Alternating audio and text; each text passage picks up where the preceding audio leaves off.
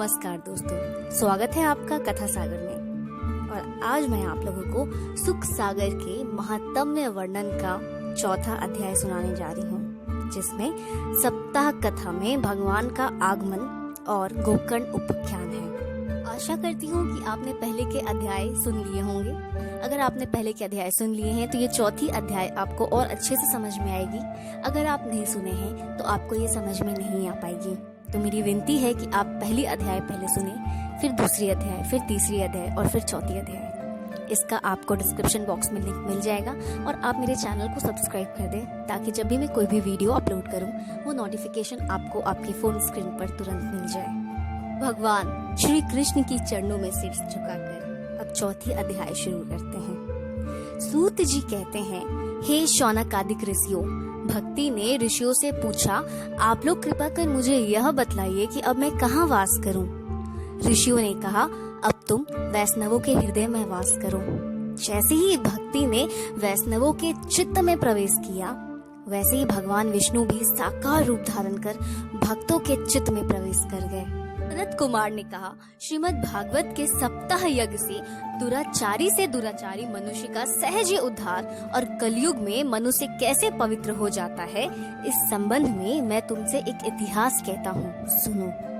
पूर्व काल में तुंगभद्रा नदी के तट पर एक नगर था, जिसमें आत्मदेव नामक एक ब्राह्मण वेद शास्त्र में पारंगत होते हुए भी भिक्षावृत्ति से अपना निर्वाह करते हुए अपनी धुंधुली नामक स्त्री सहित रहता था। धुंधुली अत्यंत रूपवती और गृह कार्य में कुशल थी, किंतु साथ ही वह विवादिनी और बढ़ बढ़कर बातें करने वाली थी। पत्नी में बड़ा प्रेम था, किंतु संतानहीन होने के कारण ब्राह्मण को बड़ा दुख था। अनेक जपादिक यत्न करने पर भी जब कोई संतान ना हुई तो निराश होकर आत्मदेव वन की ओर चले। मार्ग में एक सरोवर में जल पीकर वे विश्राम कर रहे थे कि इतने में वहाँ एक सन्यासी आ गया। ब्राह्मण ने उसे देखकर साष्टांग प्रणाम किया और रो रो कर उसे संतान विहीन होने का अपना दुख कह सुनाया। उसे सुन सन्यासी ने कहा कि मैं तुम्हारे कपाल की भाग्य रेखा को पढ़ रहा हूँ। तुम्हें 7 जन्म तक पुत्र नहीं होगा, अतएव अच्छा हो यदि तुम संन्यास ले लो। ब्राह्मण ने कहा, भगवान, मुझे ज्ञान और संन्यास की आवश्यकता नहीं है। यदि आपके पास कोई योग बल हो तो मुझे पुत्र पौत्रों का सुख दो।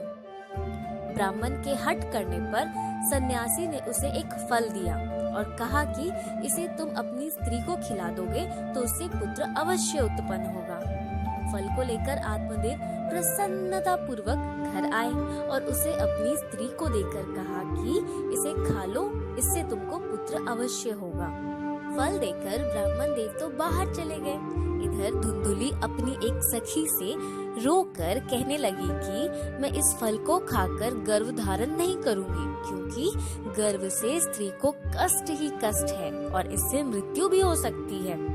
ऐसा तर्क वितर्क कर आखिरकार उसने फल नहीं खाया और अपनी गौ को खिला दिया और अपने पति से झूठी कह दिया कि मैंने फल खा लिया है तथा मेरे गर्भ रह गया है। दूसरे दिन उसकी बहन आई तो अपनी बहन से उसने सारा वृतांत कह सुनाया। बहन ने कहा, तुम चिंता ना करो, मेरे गर्भ है, इससे जो भी बालक उत्पन्न होगा वह तुम्हें दे दूंगी। अंत में ऐसा ही हुआ। जैसे ही उसे पुत्र उत्पन्न हुआ उसने धुंधुली को दे दिया। धुंधुली को बिना पीरा ही पुत्र उत्पन्न तो हो गया, लेकिन उसके स्तनों में दूध नहीं था, इसलिए उसने अपनी बहन को बुलाकर रख लिया जो बच्चे का पालन पोषण कर सके। आत्मदेव के घर पुत्र उत्पन्न होने से सारे नगर में बड़ी प्रसन्नता मनाई गई। धुंधुली ने अपने पुत्र का नाम अपने ही नाम के अनुसार धुंधुकारी रखा। इसके 3 महीने बाद ब्राह्मण की उस गौ को, जिसे धुंधुली ने सन्यासी का फल खिला दिया था, उस गौ को एक सुंदर दिव्य बालक उत्पन्न हुआ, जिसका शरीर तो मनुष्य जैसा था और उसके दोनों कान जो थे वो गौ के कान के समान थे। आत्मदेव ने इस बालक का भी सारा संस्कार पुत्रवत किया और इसका नाम गोकर्ण रखा। दोनों बालक धुंधुली की देख रेख में पलने लगे। गोकर्ण तो पंडित और ज्ञानी था, किंतु धुंधकारी बिल्कुल दुष्ट।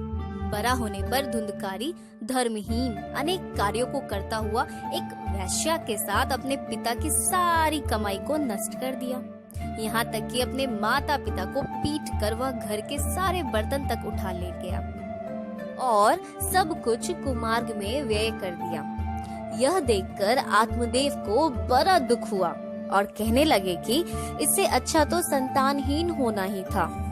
पिता को चिंतित देखकर गोकर्ण ने आकर कहा कि आप व्यर्थ की चिंता में पड़े हैं, कौन किसका पुत्र है? आप संतान के लिए व्यर्थ ही यह सारे कष्ट उठा रहे हैं। गोकर्ण की बातें सुनकर 60 वर्ष के वृद्ध आत्मदेव को ज्ञान उत्पन्न हो गया और वे वन को चले गए। इसी के साथ चौथा अध्याय भी संपूर्ण होता है। तो सब कोई मेरे साथ एक बार बोलिए, ओम नमो भगवते वासुदेवाय नमः। आगे की महात्म्य वर्णन की और अध्याय को जानने के लिए मेरे चैनल से जुड़े, सब्सक्राइब कर दे चैनल को, शेयर करें मेरे वीडियोस को। अपना ख्याल रखें, जल्दी नए वीडियो के साथ आऊंगी। ओम शांति।